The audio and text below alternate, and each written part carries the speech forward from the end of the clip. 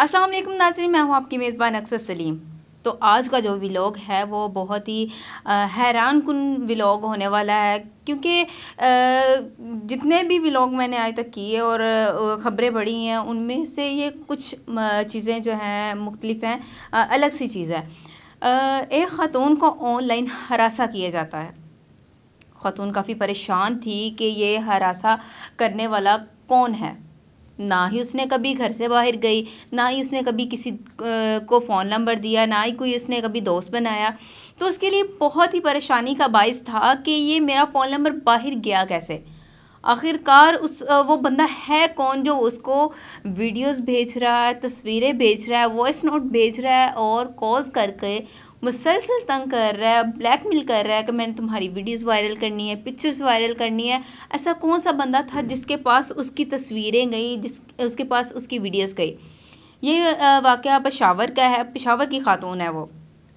और जब कि वो अपने घर वालों को, फैमिली को भी नहीं थी बता सकती कि मेरे साथ ये मामला आ रहा है, क्योंकि अगर वो अपनी फैमिली को बताती तो उन लोगों ने इस चीज़ पे उसको ब्लेम करना था कि ये तुम्हारा कोई दोस्त हो सकता है, तुमने अगर किसी को फ़ोन नंबर दिया नहीं तो ये सारी चीज़ें कैसे सामने आ रही हैं।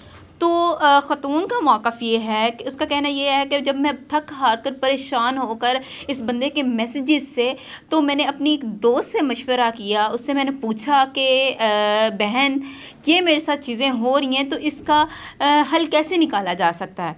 तो उसने उसको मशवरा दिया कि आप ना पुलिस में कंप्लेन करवाएं, हिम्मत करें और इसका हल कुछ ना कुछ निकाल सकते हैं हम। तो उसने अपनी दोस्त की बात मानते हुए पुलिस स्टेशन गई और वहाँ पर उस बंदे के ख़िलाफ़ एफआईआर करवाई और उसका फ़ोन नंबर ट्रेस करवाया और सारी चीज़ें जो थी ना, सारा डाटा जो है ना उसका निकलवाया और पता चल गया कि वो बंदा आखिरकार कौन है। हैरान कुन तो बात ये है कि जब उसको पता चला कि ये बंदा कौन है, वो बहुत परेशानी वाली बात थी कि एक उसका साबिका शौहर था। उसका साबिका शौहर, जब पुलिस ने उसको बताया ना कि ये तुम्हारा तो साबिका शौहर है, उसने तलाक ले ली थी उससे और अब तलाक के बाद उससे ब्लैकमेल करना, उसकी पिक्चर्स वायरल करना और उसको वॉइस नोट भेजना, मुख्तलिफ फ़ोन नंबर चेंज करके उसको कॉल करना और मुसलसल तंग करना, परेशान करना। ज़ाहिर सी बात है, अगर इंसान इतना ब्लैकमेल हो रहा हो तो वो डिप्रेशन का शिकार हो जाता है। और ख़ातून के साथ भी कुछ ऐसे ही मामलात हो रहे थे, क्योंकि वो अपनी फैमिली के साथ भी बातें शेयर नहीं थी कर सकती, ऊपर से तलाकशुदा थी और उसके लिए ज़्यादा परेशानी का बायस बन गया था। कहीं घर वाले ये ना सोचे कि शायद इसकी ही गलती है और अपनी ही गलती की वजह से इसको तलाक हुई है।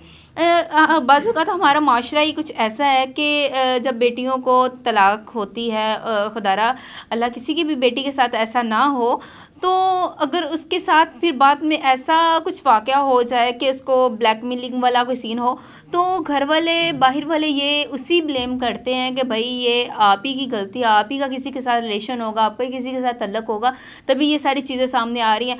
आजकल ऐसे ऐसे इंटरनेट में चीज़ें आ चुकी हुई हैं कि आप लोग फेक चीज़ें बनाकर मेरी वॉइस नोट उठाकर कोई भी किसी को भी मैसेज कर सकता है, कॉल कर सकता है, मेरी तस्वीर लेकर कुछ भी कर सकता है।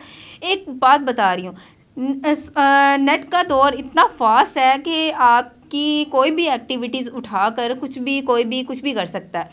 तो ये बात बताने का मकसद ये है कि उसके साथ भी कुछ ऐसा ही मामला पेश आया और जबकि उसको पता चल गया कि मेरा ये साबिका शौहर था और उसने जब उसको गिरफ़्तार किया पुलिस ने, तो उससे पूछा गया कि आपके साथ आपने अगर बीवी को छोड़ दिया था, उसको ब्लैकमेल करने का, इतना परेशान करने का मेन मकसद तुम्हारा क्या, वो चीज़ बताओ। तो उसने कोई ख़ास बात नहीं की, बस मुझसे गलती हो गई। जैसा कि इंसान जब पकड़ा जाता है तो फिर उसका यही मौक़िफ़ होता है कि मेरा कोई कसूर नहीं है, गलती हो गई है मुझसे, या फिर मैं इसको छोड़ना नहीं था चाहता, या फिर इसने खुद अपनी मर्ज़ी से तलाक ली है, मैं इसको अपने पास रखना चाहता था। कुछ ऐसे की इसने बात, मनगढ़ी सी बात की और जिसको सुन के पुलिस भी हैरान हुई कि ये बंदा साइको तो नहीं है, पागल तो नहीं है कहीं। तो मामला कुछ इस तरीके से ही, अगर वो पागल होता भी तो उसने ये सारे मामला थोड़ी ना करने थे। शायद अभी कुछ डिटेल्स सामने नहीं आ रही कि मेन मामला क्या है, मसला क्या है। और देखा जाए तो ये सारी चीज़ यही समझ आ रही है कि शायद वो इसलिए कर रहा था कि वो उसको गिल्टी फील करवाना चाह रहा था कि तुमने मुझे छोड़ा है, या फिर उसके पेरेंट्स के सामने उसकी शर्मिंदगी का बाइस वो बने, शायद इसलिए ये सारी चीज़ें कर रहा था। मज़ीद अपडेट से आपको हम आगाह करते रहेंगे। इसी के साथ अपनी मेज़बान को दीजिए इजाज़त। अल्लाह ने